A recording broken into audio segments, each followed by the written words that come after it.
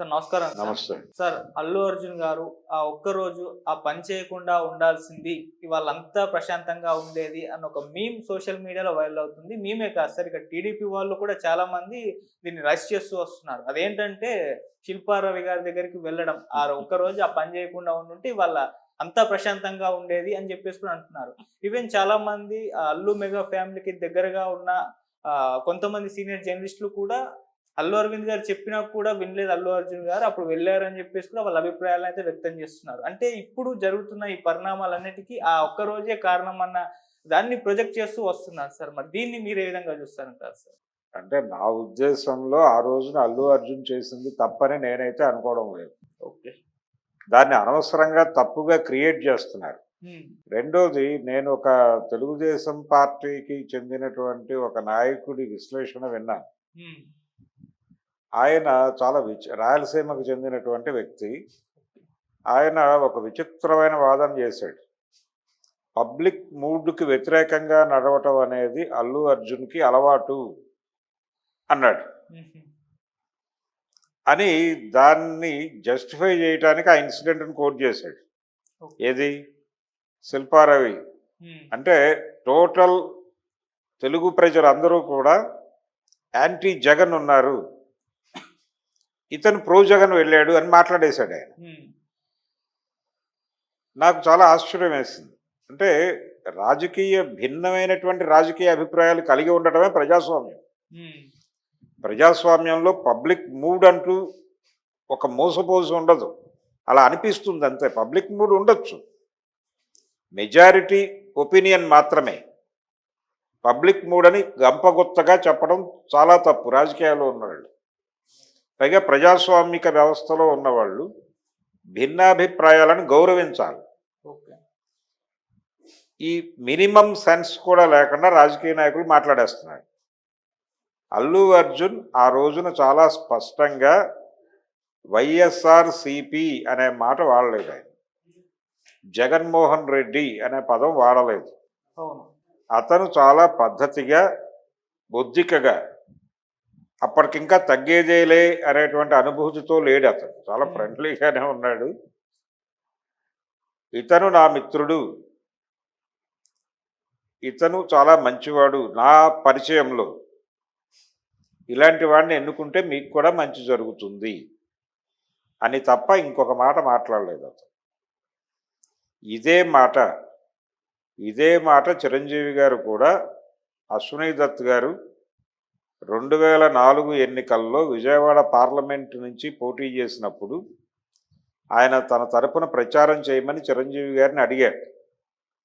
అడిగినప్పుడు నేను క్యాంపెయిన్ చేయను కానీ ఒక వీడియో చేస్తాను అని చిరంజీవి గారు అశ్విని దత్ గారికి హామీ ఇచ్చి ఒక వీడియో చేశారు.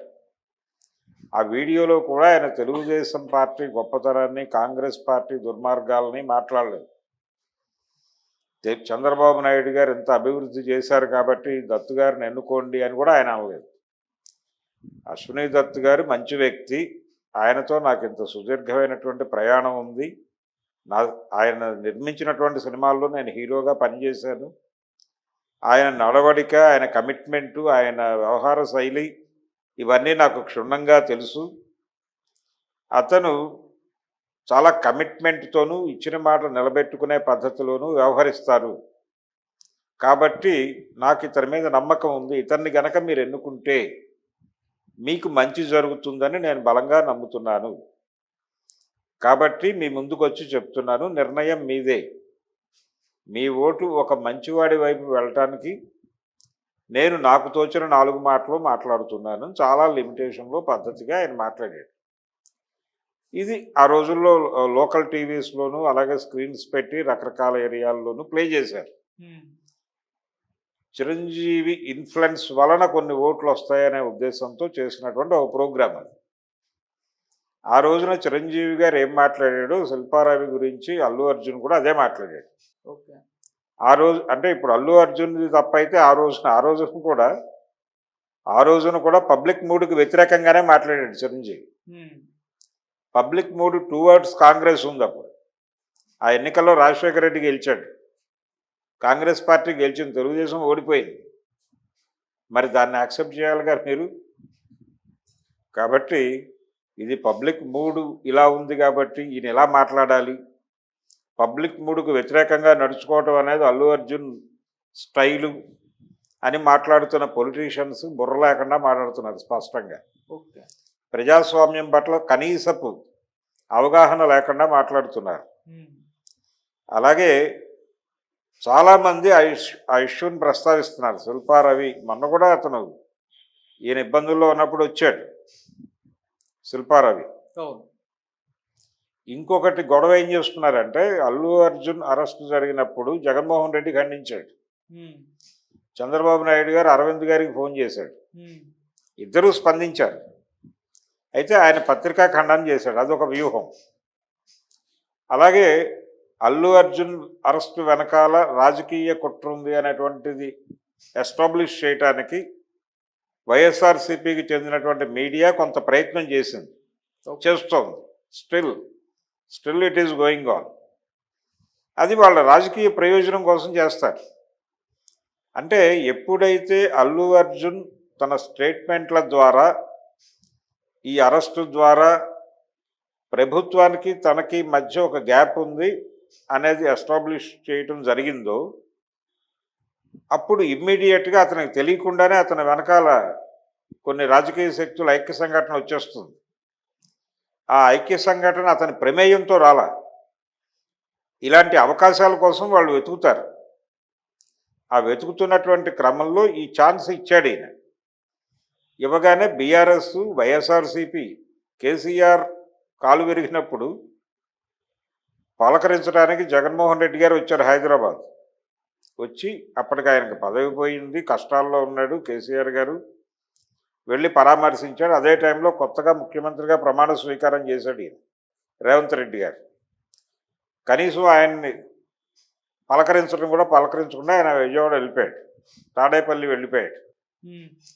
ఆ సందర్భంగా రేవంత్ రెడ్డికి జగన్మోహన్ రెడ్డికి మధ్య గ్యాప్ గురించి చాలా చర్చ జరిగింది ఇక్కడ.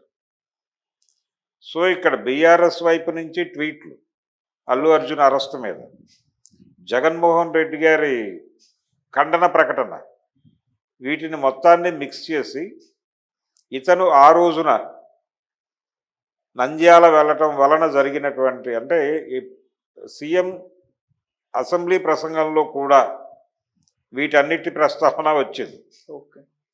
అంటే జగన్మోహన్ రెడ్డి ప్రస్తావన చేయలేదు, కానీ ఆయన కేటీఆర్ ప్రస్తావన చేశాడు బలంగానే, పేరు చెప్పకుండా.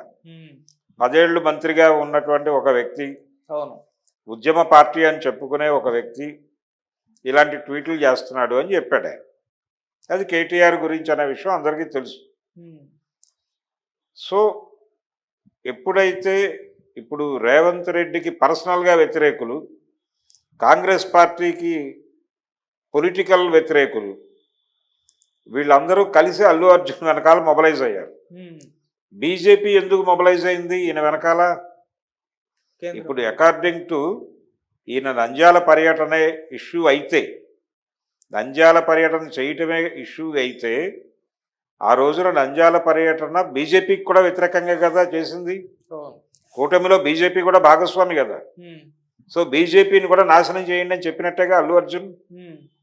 మరి ఎందుకు బీజేపీ వాళ్ళు వచ్చి ఇప్పుడు బండి సంజయ్ ఎగేసుకుని వచ్చి అల్లు అర్జున్కి మద్దతు తెలుపుతున్నాడు? పూర్తి స్థాయి పొలిటికల్ మోటో ఉంది ఇక్కడ. పొలిటికల్ మోటో ఏమిటి? బీజేపీ పురంధేశ్వర్ గారు మాట్లాడినా, బండి సంజయ్ మాట్లాడినా, ఎవరు మాట్లాడినా కానీ యాంటీ కాంగ్రెస్ అనేటువంటి స్టాండ్తో మాట్లాడుతున్నారు తప్ప ఇష్యూ కాదు వాళ్ళకి.